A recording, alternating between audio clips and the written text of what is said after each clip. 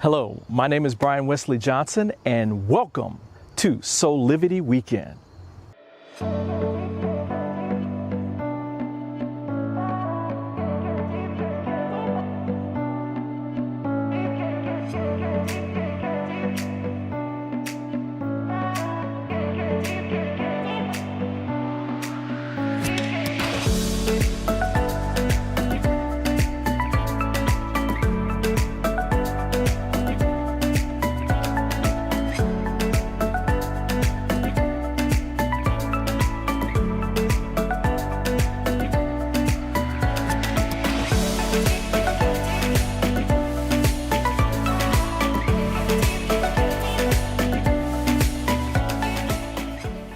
Hi everyone, and welcome to our new show, Soulivity Weekend. My name is Brian Westley Johnson, and I am so glad you're here because we've got a great show for you today. Listen, I want to tell you a little bit about my first guest who I interviewed earlier in the week. His name is Fabian Koss. He is co-founder of KC Social Impact Lab, as well as the Many Hats Institute. He's doing so much good work in our communities. It's all about creating opportunities for young people to experience, grow, and mature, and have success in their lives. So enjoy. Fabian. Hey, Brian. Good to see you. Hey, Biggie. So great to be out here on this beautiful afternoon. Oh, man. And we're at a school. It's so fitting we're at a school because this is what it's all about. It's about education, it's about participation, and it's about preparing the future leaders of tomorrow today, because they're leaders today. You know, as you talk about that, the first question that I have for you is, how did Social Impact Club come around? Well, we created KC Social Impact because we saw that there was a huge void. There were a lot of corporations, a lot of large UN institutions, and entities and nonprofits that needed an edge, that needed to really take a pulse of what was going on in social development. Because if you look at it in the dictionary, if you Google social impact, you're going to get over 700 definitions of it. You know, what is real impact? How does impact, come to an organization? And how does an organization contribute? And how do they make a difference? And I think it's about passion. I think it's about these organizations really taking a look, not just externally, but internally first, to see what they care about, what are the challenges that they're facing, and how they can contribute in a meaningful way. Wow. So we created KC Social Impact Lab about 2.5 years ago. I left the Inter-American Development Bank, where I had an incredible 25-year career in youth development and innovation and preparing the leaders of tomorrow, today, and young people are making such a big difference. And it's about storytelling too, because if nobody knows about these type of initiatives, then what's the point? And unfortunately, when you're dealing with young people and youth issues, when they make the media, when they make the news, when they make the front pages, I mean, I didn't make up this term, but I hate it. But it's the reality. It's if it bleeds, it leads. And you see so many bad things. Youth are convicted of this crime, youth are involved with these gangs, youth are involved in violence, youth are involved in this. And that's, there's all kinds of things going on. But youth are really, really making a difference. And those are the unsung heroes, those change makers. So we created KC Social Impact Lab to put a magnifying glass on these type of experiences and get the best out of our clients, which we consider our partners. Right. So what are some of the initiatives you have going on right now? Well, there's some incredible initiatives that we're working with. There's an organization, a global organization called One Sight. And One Sight is fighting the vision care crisis. Wow. And did you know that 1 out of 7 people can't see properly? That's over 1 billion people on this earth. And that means that there are millions and millions of kids and adults being misdiagnosed as perhaps learning disabled, when the fact of the matter is that they can't see the blackboard or the teacher in front of it. And that's correctable. Right. I mean, there's solutions to these type of issues. So we're working with One Sight, and we did a really neat campaign with One Sight and Nickelodeon. Okay. And if you can imagine SpongeBob wearing glasses or having the chipmunks, and it's called Framing the Future, this particular campaign. And it aired in over 20 countries. It reached millions of people, and but with a call of action too. Getting youth to learn about these things, and in the case of One Sight, young children. We do a lot of work with UNICEF, for instance. And in UNICEF, we did a really interesting campaign with MTV in Central America, in Honduras, called Let's Talk About Honduras, and the challenges that young people are facing, whether it is trying to leave Central America, trying to leave Honduras, joining these dangerous caravans, and showing that there are opportunities for young people all around the world, including in their own backyards. Wow. I think about this from my own perspective, coming from two educators, right? Where, like you said, like reading is fundamental, and that if you can't read, you can't learn. If you can't learn, you can't grow, you can't prosper, right? Even looking back on the history of African Americans, learning how to read was like fundamental to the success of everything that came after that. So I can totally appreciate the fact that one site is doing this expansion of going into different areas, underserved areas around the world. What else is Social Impact doing right now? Well, we're working with one site, like I mentioned. We're working with UNICEF. We're working with a really interesting, a very cutting-edge software company called Canopy Lab. It's a Danish company out of Denmark, and they're also supported by the government of Denmark. And what they've created is a really interesting software. It's an artificial intelligence. It's an ed tech corporation, but they created the lab, which is a free to NGOs around the world for them to use and to build their courses and to build their curriculums and to create networks and share their ideas and collaborate. It's really fascinating. It's really cool. The Nordics are very advanced in education, and they're taking such a holistic approach to Canopy Lab, and they're growing every day. It's really incredible. So what we do is we help them identify partners so they can leverage their growth, and identify the right partners around the world, whether they're NGOs or academic institutions like universities or schools that can use these types of platforms to build a curriculum and to learn. Because once these bots take over, I mean, they enhance these platforms, they enhance the curriculum, and it's really neat.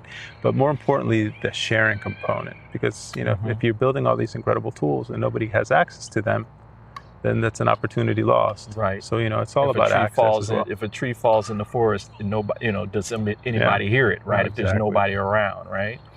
Wow. Now I know later, or during all of this, was it 12 years ago? You formed Many Hats. 20 years ago. It's 20 years ago. Almost 20 years, yeah.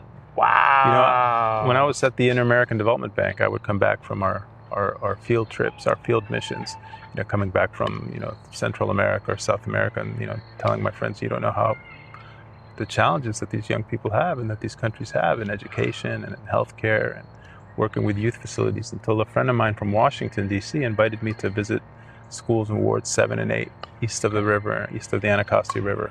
And I was shocked. I mean, I didn't realize that there were so many challenges here at home. I mean, here and then I did a little research and found that, that's the case in a lot of the major cities around the United States, that there's a lot of, challenges with the school system. So we put together a lot of minds. I had the pleasure and the honor of working with a top youth development specialist from around the world. And we put together the Many Hats Institute, and many hats because people wear many hats and they do different things and come from different backgrounds.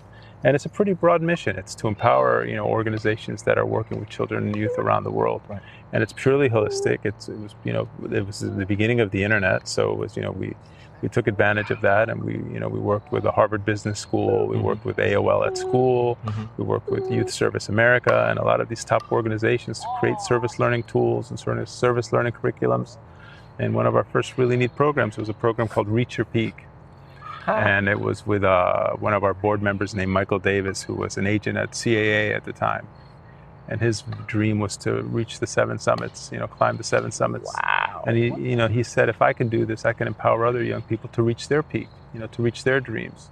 So we created the Reach Your Peak Dream curriculum, and it's a service learning curriculum that's, it's been used free all around the world. And, to empower kids to reach their peak and, and learn about service learning and contribute. Wow. So we've done a lot of interesting things, and, people do wear many hats. One of our board members, Charlie Muldoon, is a professional polo player. So this is what led That's what led to the polo tournament. He's very involved with the United States Polo Association, and he played on the U.S. national team. He coached the U.S. national team. And he wanted to find a way to give back, through polo, invite people to learn about an interesting sport, invite people outdoors, especially now in our current situation with COVID. I mean, it's better to be outdoors as well. And we team up with strategic partners. And the last event we did with the Embassy of Argentina, we did with BMW, with PNC Bank, a lot of corporations, and invite people to have a good time, but also learn about, organizations that they're supporting. And the last event we did was this polo tournament that raised resources and awareness, which is just as important as the resources, and sometimes more so, for DC Scores, which is a really neat Washington DC based non-for-profit. Wow. Me and Sasha have gone to at least a couple of the polo I can't messes. thank you guys enough for your support. Oh, no, thank you for including us. It is such a wonderful event. It's a cross-section of all kinds of different people. Watching the children specifically go out and get engaged with the polo players who are, by the way, I want people to understand, there's just not men playing. It's men and women Absolutely. playing. And Gender inclusion, they are 100%. Fierce. Yes, all of them. It's a dangerous sport. Imagine you're going over 30 miles an hour on a 2,000-pound animal with a piece of bamboo trying to hit a ball at full speed while other people are trying to knock you off. Right. The kids were having fun, enjoying meeting the players, but more importantly, and it's just as important, the player is the horse and getting to meet those beautiful animals. Oh man, and they're beautifully groomed. They seem kind, which means they're well taken care of. But it's such a great cause, and it when I see everything that you're doing, everything connects back to what you said in the beginning about true social impact. And coming up, and everybody can make a difference. Right. Everybody can make a difference, and sometimes and my aha moment is when you see those people learn how they made a difference, or that they really did make a difference, and So stay tuned for more Soulivity Weekend. Hi there, Sheila Applegate here with some exciting news. I've joined the incredible Soulivity team as the host of the new Consciously Awesome live show, where I will be sharing insights to help you discover your full brilliance and claim the vibrant life you deserve. So tune in every Wednesday right here on Soulivity TV to join the fun, and remember to subscribe to the channel so that you don't miss a single episode. Have an awesome week, and I will see you on Wednesday. Soulivity Magazine and Beyond Words Publishing is pleased to announce its latest charitable partner, the National Museum of African American History and Culture. We ask you to join us in supporting this national treasure of memories and truth to stay alive for generations to come.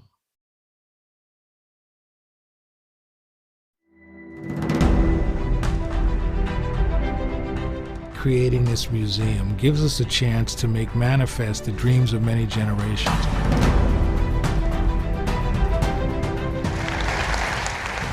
We call the lost dream back.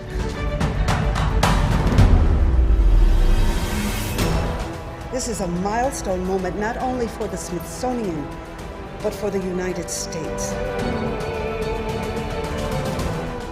The goal of the museum is to make America better, provide opportunities for us to be made better by the past, and for us to move towards a future where race will always matter.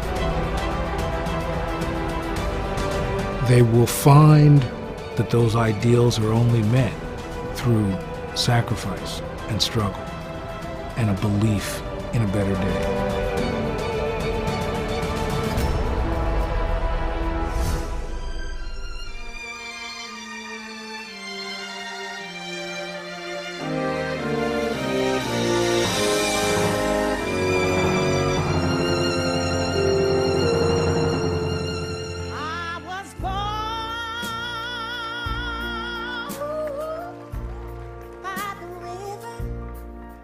This place is more than a building. It is a dream come true. History, despite its wrenching pain, cannot be unlived.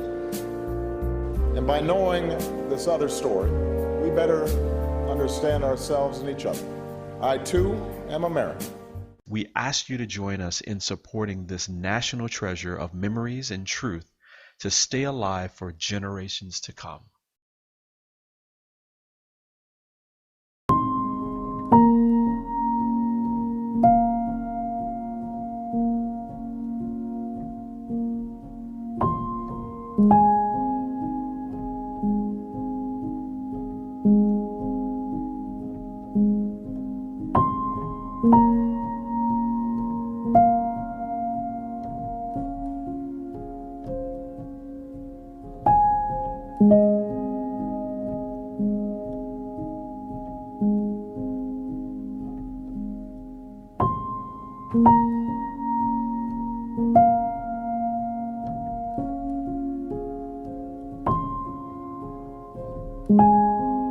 You can find all the Satana products at our Go shop on Soulivity at go.soulivity.com now. Shop for beauty products, skincare, hair care. It is all there at the Go shop. Go shop Soulivity. And now back to more from Soulivity Weekend. What does social impact mean to you specifically? What is that, when you're talking about it, define not just in terms of what you're doing with Casey Social Impact Lab, but for you personally? For me personally is taking a situation, whether it's a community, whether it's a group of people, whether it's an institution, and looking at their challenges and helping them improve their social challenges, whether it's providing clean water, whether it's providing new education tools, whether it's providing more resources for the schools, whether it's providing health care. It's looking at social situations, thus social, and seeing what the impact is, and then defining it. Looking at what we call the KPIs or the key performance indicators. Mm-hmm. What are the needs? What are the challenges? What's it going to take to solve them? But work together with those communities that are facing those challenges. And I think that's lost in many cases, and that's something that we always try to instill. Because we can't just helicopter down into a situation and think that we know everything and have all the solutions. No, right. The community knows best. And you have to empower the community and, give them resources, give them a little knowledge, give them a little, help them shape their vision and, and work. And, in order for it to be sustainable, and sustainable is it's a key word. I know it's thrown out a lot, but, if you want to have real impact, you want to make these initiatives and you want to look into see how you can empower these organizations to do sustainable development. Right. Where this process just is not a bolt-on, right? Where it's one and done, or it burns, or it's going to burn out over time. That it feeds itself, right? Absolutely. It's a lot more than putting a Band-Aid on a wound. Right. It's really getting into the root of these issues and seeing and doing an analysis of what's it going to take. To make a difference. And it's important sometimes to, baby steps, to be methodical, to think about things, to, really take a deep dive and see how, what we can do, what solutions can be made. You're from Argentina. Yes. Does your family history and your ancestry and how you came to this country also guide you through your process, through all these initiatives in terms of? 100%. I mean, I came very young to the United States. My father is a retired physician, so he was, in the improving lives business as well. My mother's an educator, a teacher, and there were political challenges at the time and economic challenges in my country, in Argentina, and I consider myself binational. I'm very blessed to have been able to come to the United States and become a U.S. citizen. Yeah.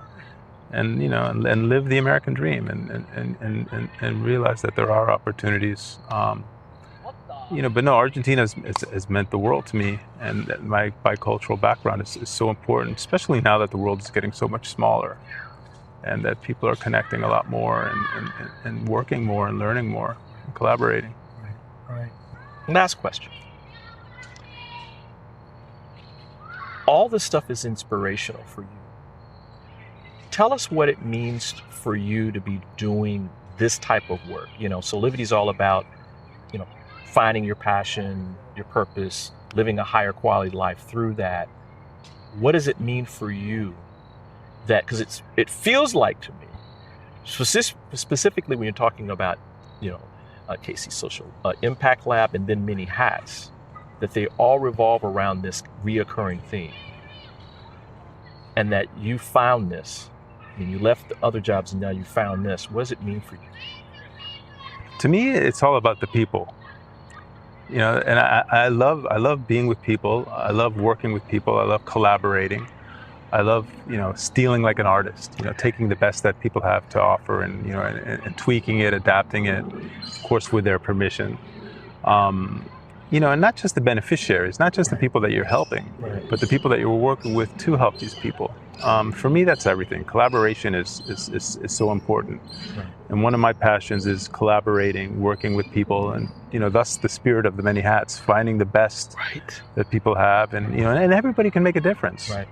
Everybody can make a difference, and sometimes and my aha moment is when you see those people learn how they made a difference, or that they really did make a difference, and and they're grateful, and their lives become better, and I think it's an opportunity to. There's so many challenges, especially today. There's a lot of depression, there's a lot of issues, global issues. There's a lot of challenges, but I'm optimistic. You have to be optimistic, and you have to realize that there are people, all ages, all sizes, all walks of life, all geographies, that are willing to roll their sleeves up, and you have to be inclusive, you have to be mindful, and you have to be respectful, and you have to be willing to learn, because that's one of the beauties of my job too, is that I learn something new every day. Right. Fabian, man, thanks for being here. No, I can't thank you enough. Soulivity is just such a great resource, and I've been following you guys for so long, and the work that you've done. For instance, one of the things that come to mind is the work that you did with Mount Sinai and on COVID, and working with the experts and bringing in these people to to share a message, because there's a lot of material out there. There's a lot of content, but you guys are putting out good content that's educational, that's making a difference, and I'm actually grateful for the opportunity. Well, we're going to continue collaborating on a whole host of things.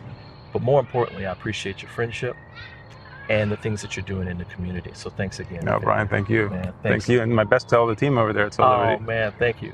And we'll be right back with more Soulivity Weekend. Have you ever asked the question, if I was to be anything, what would I be? Regardless of money, regardless of status, beyond popularity and fame, living your passion, feeling your life has purpose. Soulivity is a space to nurture that which lives in all of us, a place where work can become play, and doing what we love creates the dreams of a lifetime.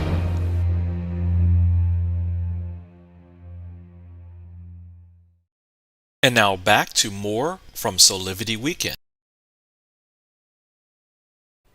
And welcome back to Soulivity Weekend, everybody. Our next guest on our show is an intuitive life coach. Her name is Kelly T. Smith, and she is the author of a couple of amazing decks that you use for spiritual growth. Her latest is the Guiding Light Oracle deck. And I wanted to know a little bit more about how she developed this deck and how it's used and how it can support all of us in having a better life, fully connected with everything and everyone around us. So enjoy this beautiful little chat. Hey, Kelly, how are you? Hi, Brian. So good to see you. Yes, me too. Welcome to our new show, Soulivity Weekend. I'm so happy to be here. Wow, yeah, thank you so much. Listen, I want to dive right in because we I love these new cards. I really, really do. And my first question to you is, you know, what is the meaning of, for you, what is the meaning of these new cards for you?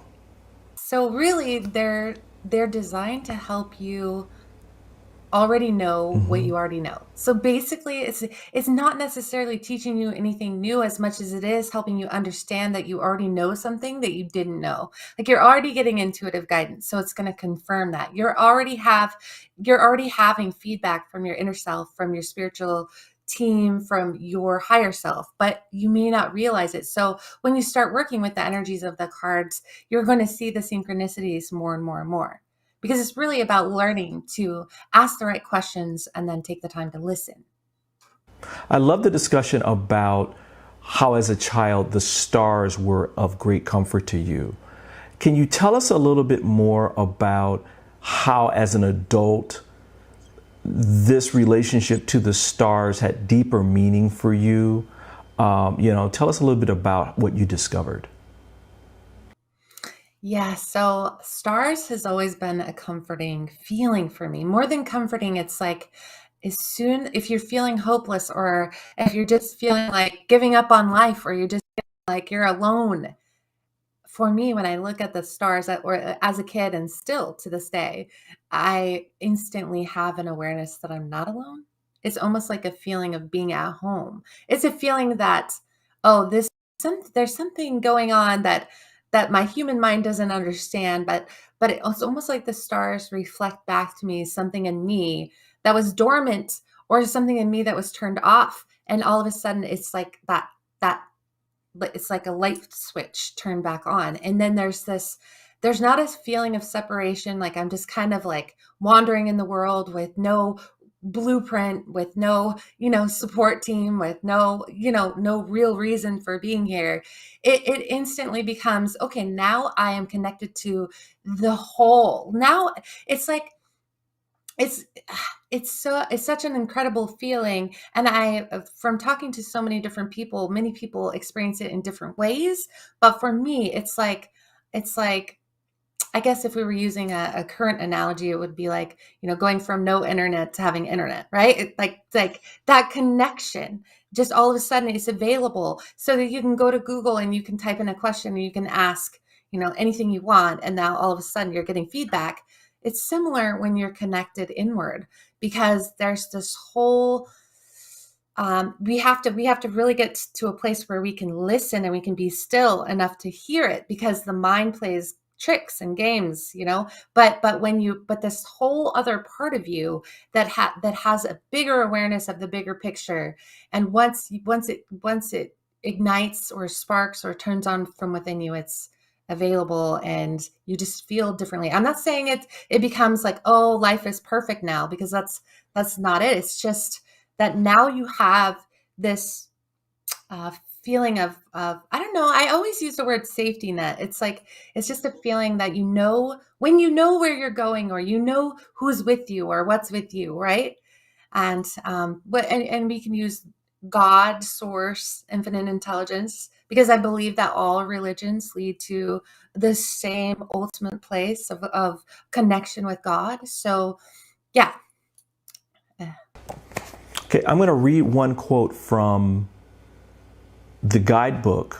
It's on page 14, and you talk about the fact that as you work with the guiding light oracle cards, keep in mind that whatever you believe is true for you will become your experience. And then you go on and you say, whatever you focus on, you give energy to, and whatever you give energy to, you breathe life into. Wow, I love that quote. Can you give us a little bit more information about your feelings around that? Yes. So again, it's almost like relearning the basics of the world that we live in, and our soul, right? And that is, number one, everything that we think, feel, and believe will govern our ultimate experiences. And so we will notice that when we start to work on ourselves and start to release limited beliefs, that's a huge one, because when we learn how to work with our subconscious mind and when we learn how to do the inner work and we start to question these beliefs and start to no longer give energy to them, but kind of, move away from them and start to give energy to something else, we'll start to see more evidence of the thing that we now have changed our focus to, which will create a stronger belief. The more you put your energy into something and then you get instant feedback, that's just going to anchor that belief into your subconscious mind more and more and more. And so, but again, as soon as you decide to question it, you're going to get feedback. Oh, that you should be questioning it. It's always, we have to learn to pay attention to what we are focusing on. What are we constantly imagining in our mind's eyes? What are we constantly feeling? Because in that way, we are directing energy without even knowing that we're directing energy. Because when you start to get an interconnection, you start to become one with that, the spiritual plane, more so the parts of your world that you can't see or feel or touch, right? But now you have another way of being able to sense it. And that invisible or unseen world starts to become a navigation tool. Now, later on, you talk about this guiding light that exists, that's within us. What do you mean by that when you say your guiding light? So a guiding light is that when the light is always there, right?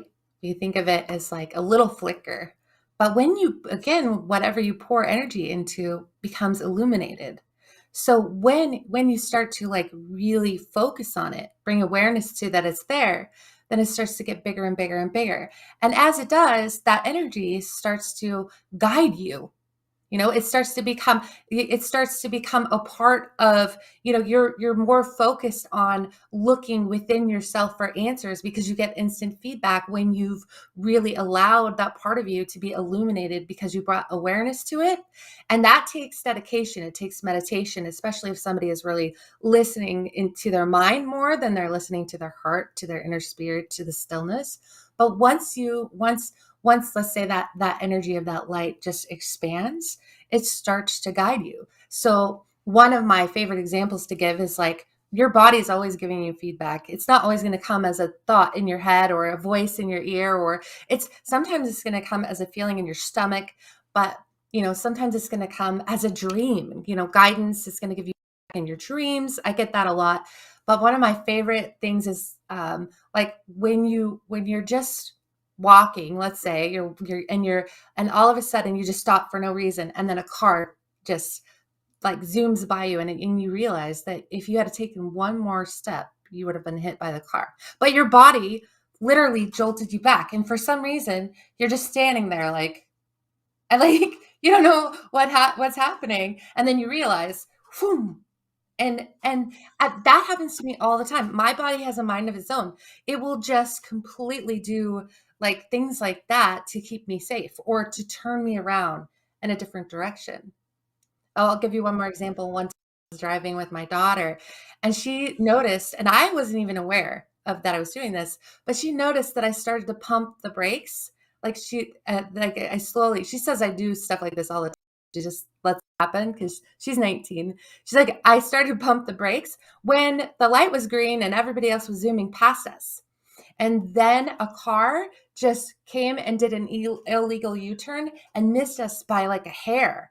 And then my daughter looked at me and goes, yeah, I knew there was a reason why you were pumping your brakes. And then I looked down at my foot and I was like, yeah, I wasn't I? But it was an automatic response. Kelly, I know in my own world, and I know in you, that one really important practice that we have is meditation. Yeah. Can you talk a little bit about that for yourself? So I've got to say, especially since 2020, it has been harder and harder to meditate. And because of that, I've noticed this disconnect. And even, just more of like being in the what if, or, the fear energy. And sometimes when I pray about that and I'm thinking, I have never felt Well, I have. There's because we all go through cycles, and sometimes we're going to be in our most zen place. And I'm always reminded, the Spirit says that we have to practice what we know, right? What that's the one thing is that, and if we're not practicing what we know, but in particularly turbulent times, sometimes it's just about getting through the day, and other times it's about learning to, number one, not be so hard on yourself. So I don't know that I have as strict as regimen as I used to. I used to have like an hour a day was important for me because that is how I connected. But now I'm learning to connect through like almost meditating while I'm walking. Does that make sense? Meditating, I'm learning that to flow with the turbulence rather than to it's a different kind of meditation. I almost call it mindfulness, right? So I'm learning the mindfulness more than just solely focusing on the 1 hour of meditation. But normally I do need a minimum of 20 minutes, at least 20 minutes a day and I can do that by sitting up or laying down, but it's really important for me because here's what will happen to me if I don't meditate. All of a sudden I'm having that feedback in my mind. And it's so loud, like that inner dialogue. When I meditate, I don't have that as much. But when I don't meditate, I have, oh, she shouldn't have said that to me. That wasn't nice. What was he thinking when he did this? Blah, blah, blah. Like all this, just constant analyzing and thinking, oh, did I do this right? Did I say that right? Why did they say? Usually when you're meditating, this is what I love to teach people. It doesn't go away completely, but it definitely turns the volume down on that. And so what ends up happening instead is that you're not really thinking. You're just flowing with life. So if you have a lot of mental chatter, it's really important to learn to meditate. But usually for people who have a lot of mental chatter, they'll say, it's so hard. I can't. And my thing to you is, that I always say is start somewhere, even if it's with guided meditation. It's really important. Or doing hypnotherapy is really going to help you. But for me, meditation, it's when we first meditate, that inner voice energy, let's call it energy from the crown chakra, it starts to pick up and get more and more and more when you first start meditating, right?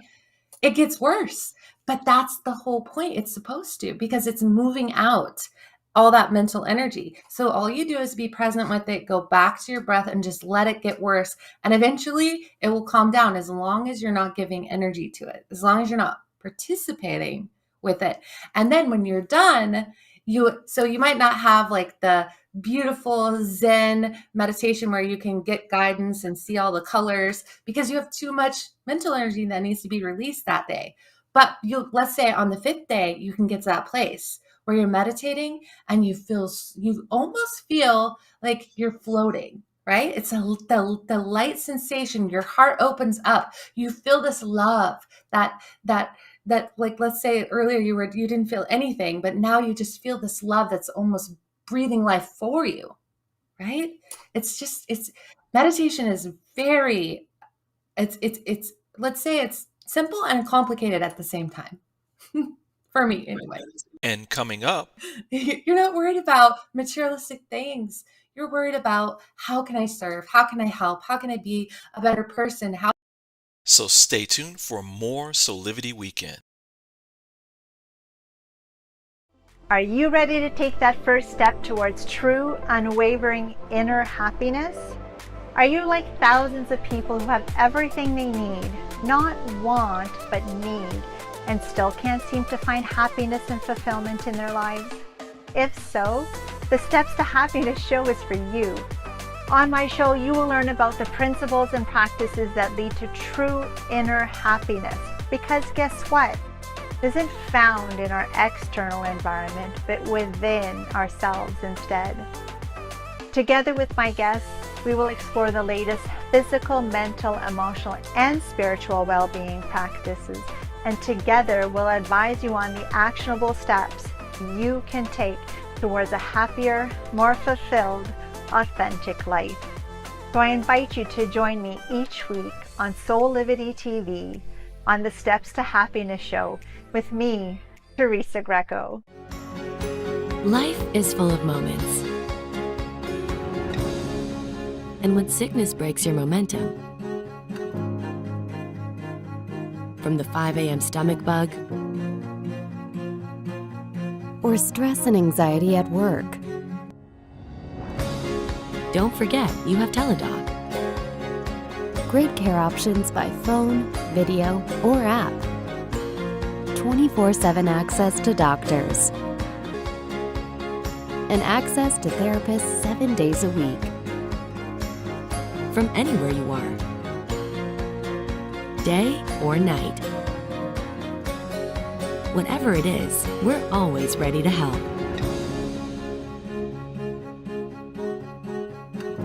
So you can get back to enjoying life's best moments faster. Life is good. Enjoy it well. Visit a doctor today without even leaving your home.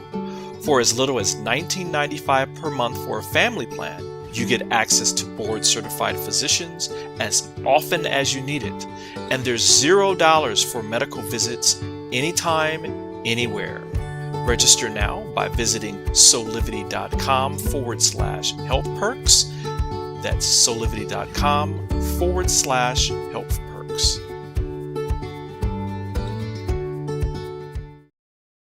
And now back to more from Soulivity Weekend.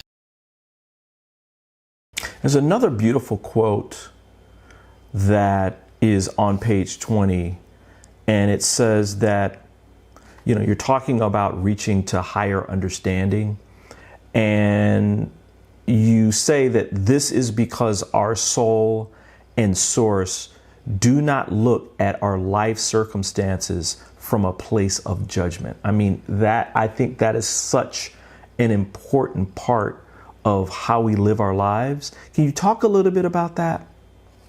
I always say it's so interesting how there's the personality Kelly, right?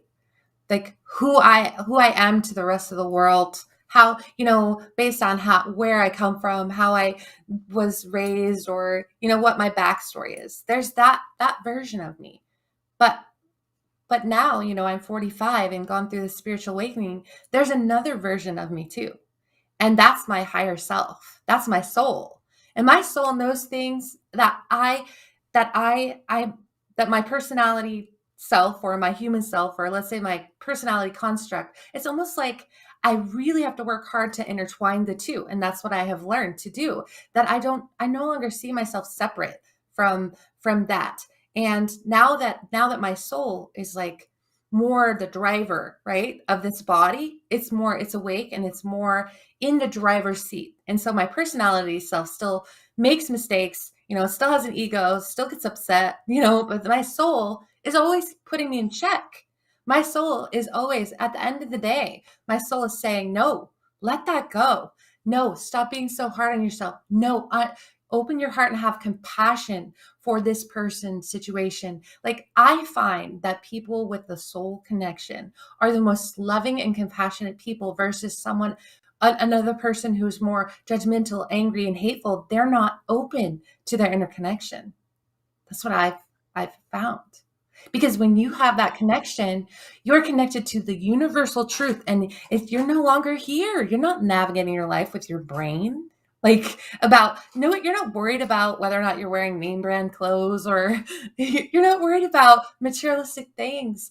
You're worried about, how can I serve? How can I help? How can I be a better person? How can I make the lives of other people better? How can I be a better version of me?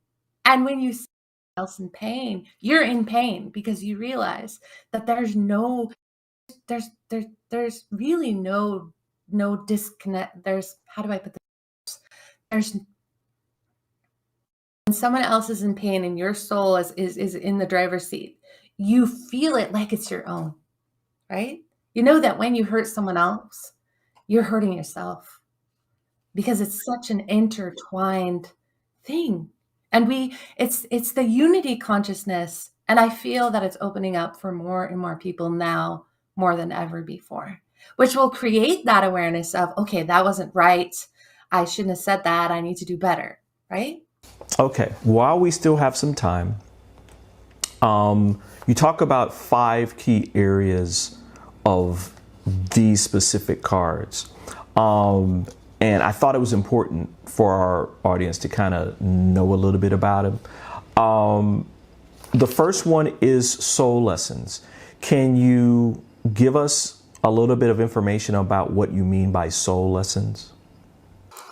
So I always think of soul lessons as when I am up against something that keeps happening over and over and over again. And yet, let's say it's been a theme my entire life. Like I constantly am having relationship issues with a specific type of person, right? And that person will keep entering into my life, like in many different ways. And I might feel like, like I might feel either hopeless or helpless or whatever. I have a soul lesson I contracted for that experience to learn something about myself. We always think we're learning something about the other person, but it's really we're learning new ways to navigate, new ways of seeing ourselves, new ways of understanding ourselves. So a soul lesson for me, and depending on what I'm going through, if it's a repeated pattern, it's been happening over and over again, I know that I'm not going to really go to the next level or next chapter or of my life until I learn something new. So I will call that a key. So I will learn that really the reason why I keep attracting a certain kind of person that isn't nice to me or whatever is because I haven't learned to love myself, or it's because I haven't learned, or it's because I haven't learned. And that soul lesson becomes, once we understand it, now we integrate it and it becomes a part of who we are. It becomes the key that takes us into the next level of who we are and the way that we navigate the world. The next one is divine guidance and interconnection. What does that mean in the context of people when they're looking at using your oracle cards? So we know that we can't get divine guidance if we haven't established the interconnection. It's like what we talked about when we're turning on, when we have the Wi-Fi on, or when we're connected to the internet. We have all this information available to us. If we have not established that interconnection, then we will not be able to hear the divine guidance. And the divine guidance can come through, like the example that I gave earlier, where all of a sudden my body is slowing down because a car is getting ready to crash into me.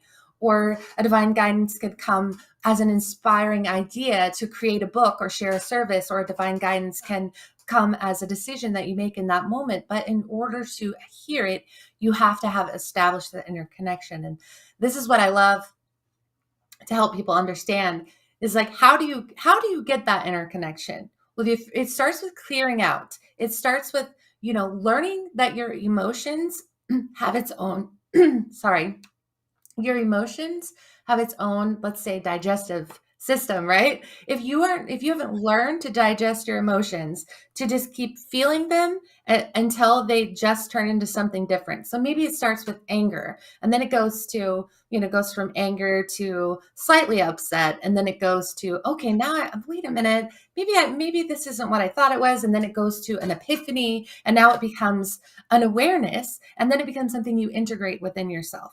But most we have learned to shut our emotions down. We have learned to not feel them. We have learned that we're being too sensitive, that we shouldn't feel what certain things. But really feeling our emotions, if we don't, it becomes stuck energy that then blocks us from our interconnection. Okay. The third is higher perspective. Wow, that's a powerful one. What does it mean for you and the cards in terms of higher perspective? A higher perspective is, again, when your soul is in the driver's seat, because your human self, your personality self, is always going to be more focused on how it's going to affect you, or the me thing, right? But your soul is, it's like, I need to be more successful. I need to do this. I need to do that. When your soul is like, you need to be of service. You need to help more people. You need to reach a bigger audience so you can help more people. You need to be more available. Like it's a difference between I'm me, and the soul is more, what's the bigger picture here? Because it's always including not just you, but everyone and everything. because it's your part in kind of the universal melody, right? And so when we ask for the bigger picture of what the higher perspective, I always say, what's the higher perspective of this current situation? Like, I'll give you another example. When I'm constantly having problems with my computer, because I am pretty techie, but every now and then I will hit everything I'm doing will just not work. My computer will want to shut down or slow down, or it will want to do all of these things. But it makes me stuck, right? But then when I ask for what's the higher perspective here? It's because my mental energy I need a timeout. I need to take a break. I have a block either to doing what I'm doing and I'm not willing to look at it, or it's time for me to take a step back. But instead, my human mind wants to push, push, push, right? But we need to restart the computer, take a step back, go think of something else, ask why is this happening? Why is this stalling me? Because maybe spirit just wants you to take a minute alone so it can move you in a different direction. Because maybe you're trying to build a website, but spirit's really saying, no, this is where you need to be. So instead, it's going to crash all the sites and you're going to have all kinds of software stuff until you take a step back and realize, wait, I just needed this one key element and now everything is going smooth. Okay. I like that. And the fourth is emotional healing, another very important aspect to life and living. Oh, I always come back to Oprah when she says, when your wounds become wisdom, right? Oprah always said that when your wounds will become wisdom, your emotional wounds will become wisdom. And emotional healing means that we have sat with the pain long enough to where it becomes something else. It becomes a guiding light. It becomes an opening for our connection with source. Because sometimes that pain is that's when we finally walk away from our regular routine and everything we're doing, and we go straight to God. We go straight to source because we can't take it anymore. So it becomes almost a door for us to finally come home. And so emotional healing has to do with when we're just letting whatever has happened to us. We're no longer focusing on why did this happen? Why did they do this to me? How did this happen to me? This isn't fair. Now we're seeing it from a much higher perspective, and we're understanding it and even finding the gift in it. Mm-hmm. And another one is, and the last one is, I should say, creating and manifesting through your soul connection. Yeah, so now this is when I feel like when you have worked with your emotions and you have cultivated this connection with your inner self and God, source, spirit, I feel like this is almost when the matrix, let's say, the matrix opens up to you, and now you are so hypersensitive and aware to everything you think being almost instantly returned to you in some way. So you're having synchronicities, you're instantly getting guidance, knowings, feelings, feedback from the universe, signs everywhere. It's like you have a thought and then all of a sudden you see what you were thinking about, and it's just, it becomes this new awareness of being able to navigate the world from a place of co-creating with source, co-creating with God, your inner self and spirit and your soul. I believe that when you're trying to manifest things from the lower places, like your mental energy, your ego's desires, then it's not the same as when you're manifesting from a place of your soul, right? When you're co-creating, because that's when the universe is like, yes, that's your divine plan, and then all doors start to open. You're not doing it by yourself. It's like you just literally walk through the door that was already open for you. And now when you get to that place, everything is, giving you energy. It's feeding back to you that you're on the right path. It's feeding back to you that you are supported and loved. And it isn't until we find our way home that we feel that. And then it always goes in cycles, because we'll feel that. And then all of a sudden will be stripped naked again. Everything, all these lessons, hardships, loss, grief, everything. And then it starts all over. It's like the hero's journey. We have to learn to flow with life instead of controlling it. Oh, Kelly, it's been so good to have you here on our new show, Soulivity Weekend. Appreciate everything that you've shared today. I love your show. You're amazing, Brian. Thank you so much. Thank you so much. And we'll be right back with more Soulivity Weekend right after this. Thank you for tuning in to Beauty and Gratitude with D'Angelo Thompson. That's me. We're going to focus on beauty from the inside out and gratitude being the cornerstone of your life. I will have amazing guests from all walks of life, from wellness experts to beauty, tech, fashion, you name it, they will be here. And we have amazing names coming up in the near future. So tune in every 2 weeks, 8 p.m. Eastern Standard Time on Soulivity TV or Soulivity Magazine. Thank each of you for watching, and focus on life, focus on gratitude. Thank you.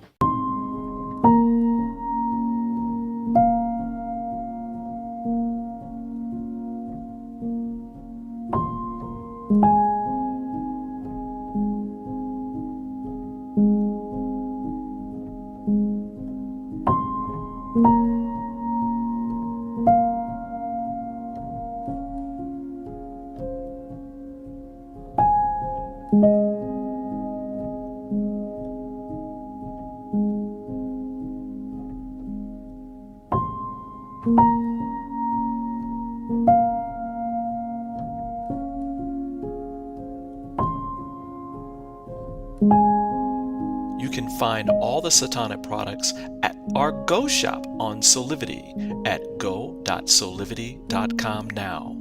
Shop for beauty products, skincare, hair care. It is all there at the Go shop.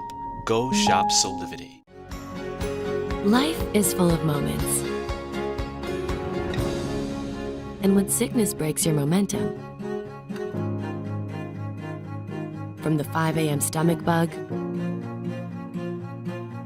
or stress and anxiety at work, don't forget you have Teladoc. Great care options by phone, video, or app. 24/7 access to doctors. And access to therapists 7 days a week. From anywhere you are. Day or night. Whatever it is, we're always ready to help.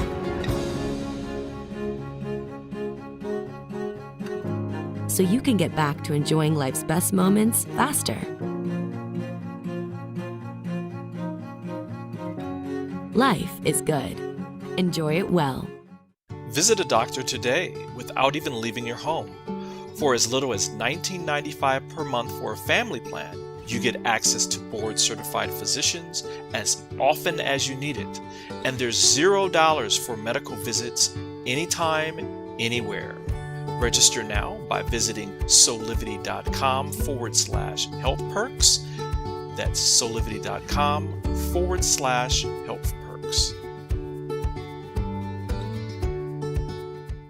Well, unfortunately, that's all the time we have for today's show. But I want to thank my guest, Fabian Koss from KC Social Impact Lab, and Kelly T. Smith, the author of Guiding Light Oral Codec. Special shout out to Beyond Words Publishing, our great collaborator, and of course, to all of you for joining us today. Stay tuned for great new shows right here on Soulivity TV, including Soulivity Weekend with myself, Brian Westley Johnson. Until next time, see you later.